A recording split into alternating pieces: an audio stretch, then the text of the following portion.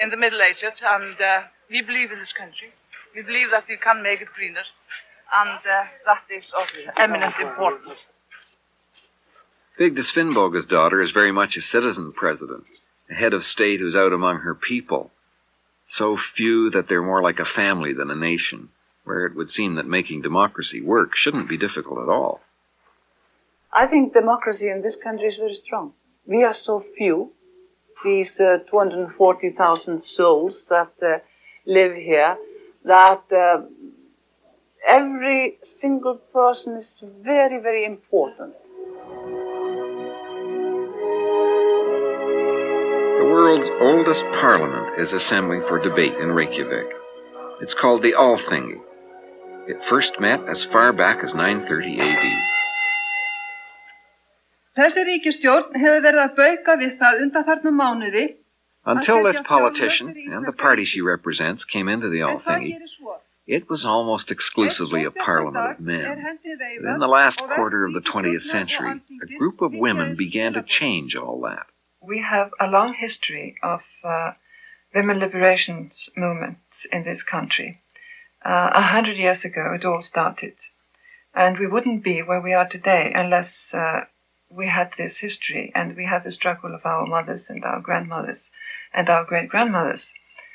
And in recent years, there have been a few notable events in that history of struggle for women's rights in Iceland. The 24th of October 1975, when all Icelandic women went on strike and became internationally known. We were saying, look, we stop society if we stop working. So now it's time, you have to start to listen to our demands. This was the first time in modern history that women acting together had brought a nation to a dead halt. Soon there would be more firsts. In 1980, the Icelanders elected the first woman ever to take possession here in the mansion of the president.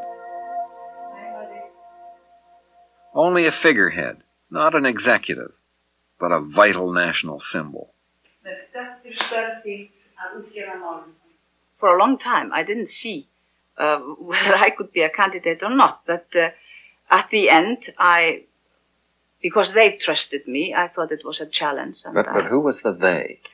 They were different people in the country, intellectuals, artists, but first and foremost, the seamen and the farmers.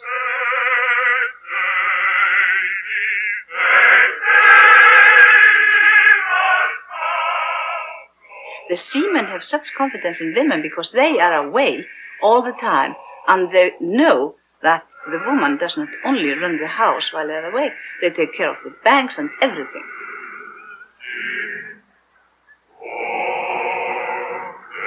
I'm a single woman, and of course that was breaking the tradition because everybody always sees a couple in the presidency.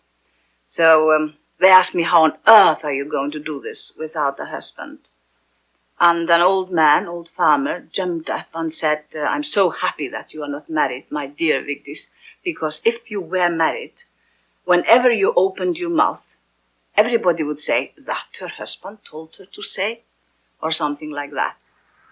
But the real transformation came here, when for the first time anywhere, an all-woman's party got into Parliament. And soon Sigurdur Kristmundsdóttir was a member here, of a party with a strikingly new attitude towards power. We don't have a leader, and we work in groups. Each group is given a certain, things have to be decided upon, and things have to be worked out. And each group has a special area to work on. And when decisions have to be made, they are made by consensus. The voice of every woman counts, and counts equally. And even though it costs time, and even though sometimes we have to cope with a little chaos because of it, it's worth it, in my opinion. Do you feel that you represent only women? No, the majority I represent are women. I know that. And I do, being a feminist, I know I do represent a women's point of view. But I also know I represent quite a few men and very many children.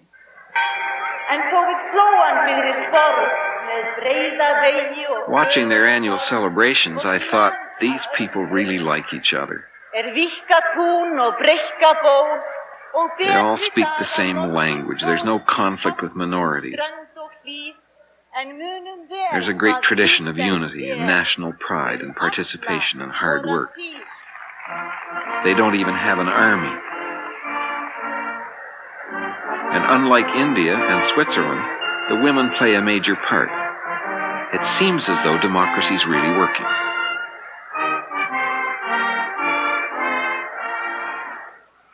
On this National Day, in this country that has such a long tradition of democracy, I'd be interested to know what you think of the state of democracy in Iceland right now. Well, that's a very complicated issue which deserves a very thorough answer. I don't think it is very good. We have whatever government has majority in parliament can in fact do whatever it wants to do within the limits of the parliament. It doesn't have to heed the voices that are in opposition in any way. 2 years went by, and then there was a conference here in Canada on women and power, where I had another chance to talk to Sigurdur Kristmundsdóttir. When we parted in Reykjavik a couple of years ago, you said you thought the status of democracy in Iceland was not too good. Has anything changed since then? For the Women's Alliance, things have changed. In the spring of 1987, we had general elections, and we doubled our vote and got 6 members into the 63-member parliament. Now the polls are showing us having around 20% of the vote. What did you have 2 years ago? 2 years ago, we had around 9%. So you more than doubled. We more than doubled, yes. And that means that we are being listened to more carefully. And surely we know in the Women's Alliance that participation in government is right around the corner. In fact, they were invited to participate in a coalition government. But the other parties rejected their conditions and demands. So they withdrew. They weren't strong enough yet, they said. Thank you very much. They would wait until they had more elected members. There was still a lot of work to do. And some of that work entailed traveling to other countries, getting the word out to other women. And in 1988, they turned up in my country. And among the women they met was somebody who had played an extraordinarily important role in the women's struggle here, half a decade ago. This is Sigurdur Kristmundsdóttir, Mary Lou McPhedran. Mary Lou McPhedran is a lawyer who was awarded Canada's highest civilian honor for her contribution to the empowerment of women. How do you exercise your power now? We are part of the opposition, and we are able to proclaim our views and put forward our proposals in Parliament and generally speak about how we want society to be. And how much is changing? Are the bills that you're supporting being passed? No, not a single. No. McPhedran had had her own disheartening encounters with the old male-dominated political parties. About the same time that Iceland's women had started their all-women's party, Canadian women got organized to take a hand in the writing of the most important political document a country can have, its constitution. In April 1982, Queen Elizabeth II, who strangely enough is still the Queen of Canada, came to sign Canada's first homegrown constitution, the constitution that finally and clearly spelled out the fundamental rights and freedoms of all Canadian citizens. It had taken decades of squabbling before Canada's diverse provinces could agree on this document. And this is the story of what happened in the 2 years before this signing, when Canadian women began to fear that the Constitution would not guarantee them equal rights with men. They had reason to worry. Canadian women didn't get to vote in national elections until 1917. And 12 years later, they still weren't considered persons under Canadian law. They had to go to Britain to get that one fixed. Although Canada was politically independent, psychologically we were still a British colony. But geographically, that's where our essential character lay. Canada's huge landscape changes radically as you wing across it, and so do its peoples. Different voices, different faces, different tongues, grouped into different political units, the 10 provinces. Provinces that for 115 years never could agree on a national constitution for this land. And that's why the national government finally tried to solve the constitutional problem by itself. In 1981, it convened a special parliamentary committee in this room in Ottawa to hear specifically from Canadian interest groups what they wanted to see in the new Charter of Rights that was going to accompany the Constitution. And the women who appeared in front of that committee were feeling pretty good about the reasonable reception they were getting. And then came the closing remarks from the chairman. We want to thank the National Action Committee on the Status of Women for being present today. We appreciate you coming. As a matter of fact, we're honored. However, your time is up, and I was just wondering why we don't have a section in here for babies and children. All you girls are going to be working, and we're not going to have anybody to look after them. You would have been better off, Mr. Chairman, if you just used your gavel. So when Senator Hayes said this, how did you feel? I was stunned. I wasn't sure that I'd heard him correctly because it was so extreme and so honest. And I listened to the reaction to the question, and it became clear to me that that was what he had said. And when I saw the way in which the decision makers around that huge table reacted, most of them very comfortable with what he had said, I realized that unless we took a very active role in this, and if we left it in their hands, they would dismiss it totally, because that was what they believed. What they were most afraid of was that the men who run this country wouldn't seriously listen to their demand for an explicit guarantee of equality rights in the Charter. But what they did count on was, ironically, a man, a cabinet minister, Lloyd Axworthy, minister responsible for the status of women.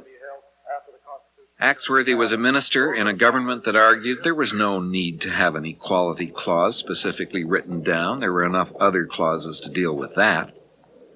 But when women sought legal advice, they were told that the draft had so many loopholes regarding equality that you could drive a Mack truck through it. So after a day-long intensive work session with lawyers on the Charter, a group of 300 women asked their minister to come and talk to them at a dinner meeting. We were expecting him to give us a speech that let us know that he wanted to know what had happened that day and that he would advocate with us and for us and take our concerns forward. And what we got was a great leap of faith speech instead. It was an incredible thing to see. I was at the back of the room. Linda, as one of the organizers, was closer to the front. So Axworthy was at the front on the podium. And one of the things that had struck me going to this dinner was how many gray heads of hair there were in the room. And I watched these women, and I saw them, they started to pound on the table. What were they pounding at? I still don't know what he said. They were pounding in reaction to Axworthy because he dismissed it, and he said, trust me, I'm the minister responsible for status of women. I'm in Ottawa. I know what's going on, and I'll take care of it.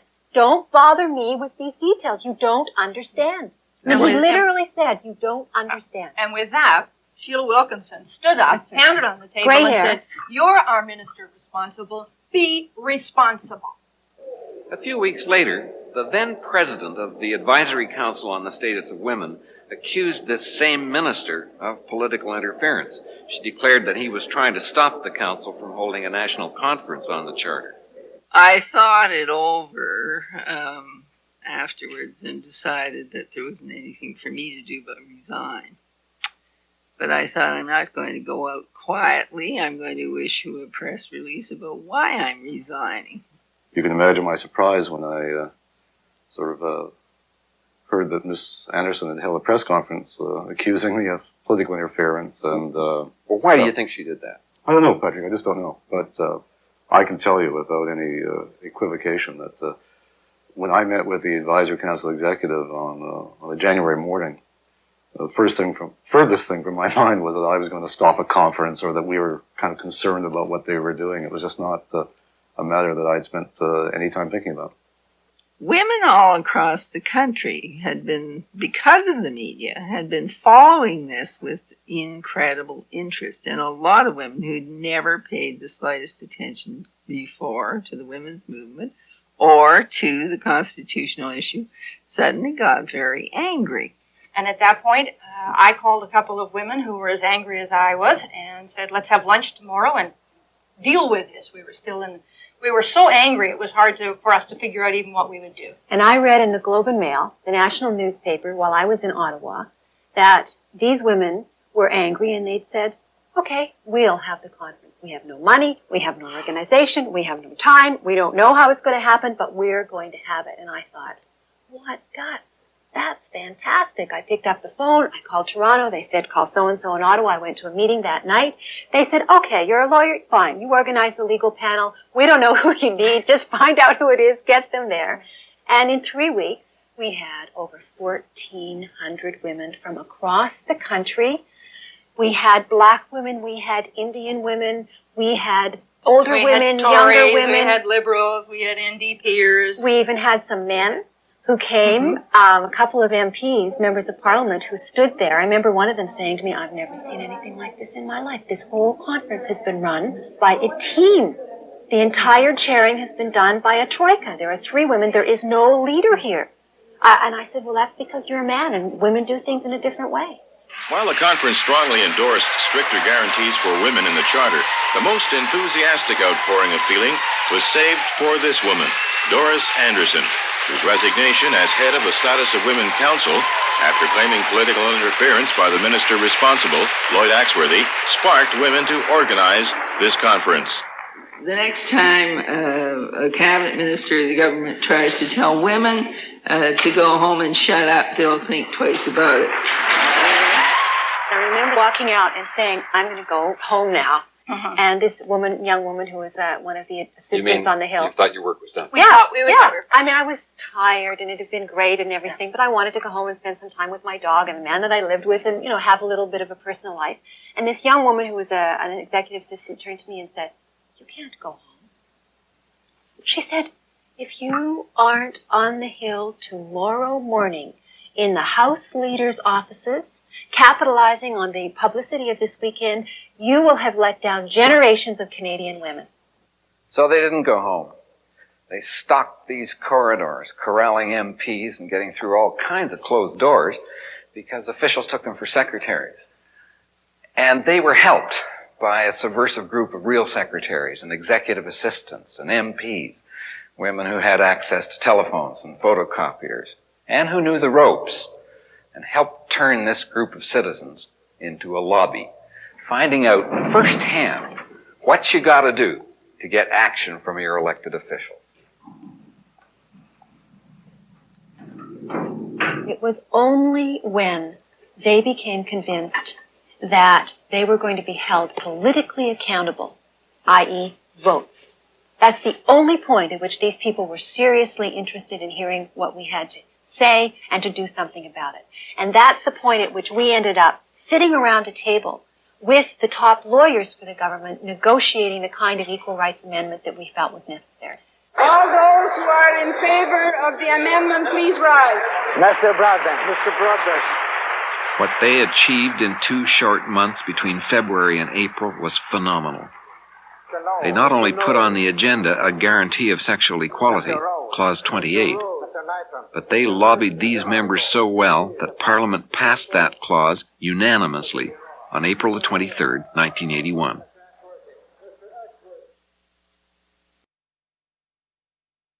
But this country of mine, well, it's not always easy for a national government just to do what it wants to do. We're a confederation of 10 autonomous provinces with 10 powerful premiers who have ideas of their own. And this time, this court, the Supreme Court of Canada, decided that the national government was morally and traditionally obliged to come to a deal with the premiers about the Constitution. The National Minister of Justice suddenly realized that he might not get a Constitution at all if he insisted on telling those 10 premiers what they had to do about human rights. After the decision of the Supreme Court of Canada on the Constitution, we decided to have another try to get the agreement with the province, and we met in November 1981. And it became quite clear that in order to have some provinces on side, we had to drop the question of the equality of men and women in the Constitution and the native rights. In fact, they didn't drop it, but they did give the provinces the right to override it. And when the opposition heard about this override clause, they asked if that meant that provinces could now set aside those hard-won equal rights. Well, Madam Speaker, I think this is the question asked from a young lady from the NDP the other day. I had a chance to look up since then, as I said I would. Well, if one can say honourable gentleman, is it prohibited to say honourable lady? Would you like me to call her something else?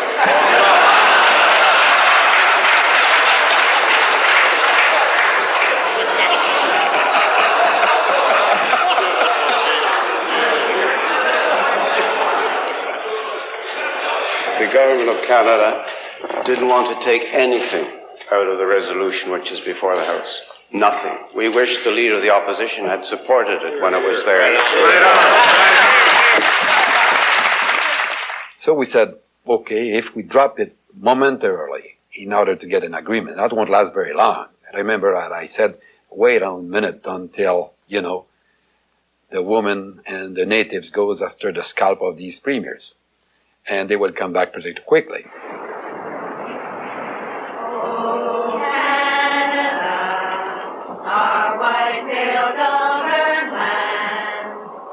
However, the Premier of the province of Newfoundland and all the other premiers had their own special agendas, while the women of Newfoundland, like women all across the country, had only one, that Equal Rights Clause, Clause 28. Clause 28 will stand on guard for me. So we decided that what we would do is that we would have a demonstration, and different ideas were tossed around. That some people wanted to mourn the loss of women's rights. That in fact what we would do is that we would have a vigil, and that we would have candles, and we would have wreaths to show that in fact what had happened was that it was the end of women's rights in Canada.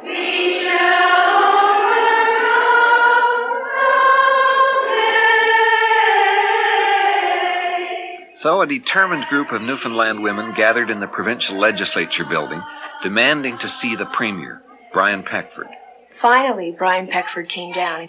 So I thought that he thought, well, just be patient. I'm going to take care of this for you. I'm going to, everything's going to be okay, and just trust me. And but we knew exactly what we wanted. I can't give you an entrenched guarantee because I'm only one of the 10. If I could give you the entrenched guarantee, sacred so that it could never be changed, I'd give it to you. I don't have the power to do that. That's the power of 9 provinces and the federal government to entrench it. And we said, well, that you can do it, and that we also want you to lobby the other premiers to withdraw their support from the accord. Then he had said something to the effect of, well, I didn't realize, in fact, that what would happen, that this wasn't our fault, that we didn't realize that the ramifications of Clause 33, that they would in fact that it would affect Clause 28. And so I said to him, Mr. Peckford, do you mean to tell me that you signed the accord without knowing what you were signing? And then he got really angry, and he said, well, no, that's not what I mean. And I said, well, what do you mean? He says, well, we just didn't realize. And I said, well, Mr. Peckford, I'm really confused then. And basically then at that point dialogue was over.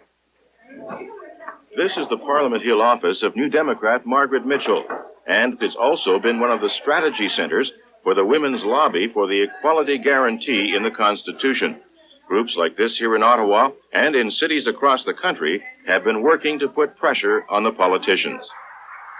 The Premier of Newfoundland capitulated. One by one they were coming in, and when there was only one left, the Premier of Saskatchewan, the Parliament of Canada agreed unanimously to put pressure on him. It didn't work. I must revert to the position I took that my priority was Indian and Aboriginal rights, or treaty and Aboriginal rights.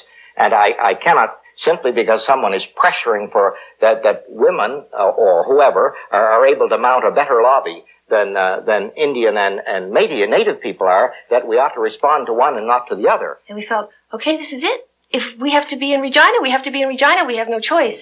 And Wendy Williams was there as well. And Wendy took out her checkbook and she says, here's $100.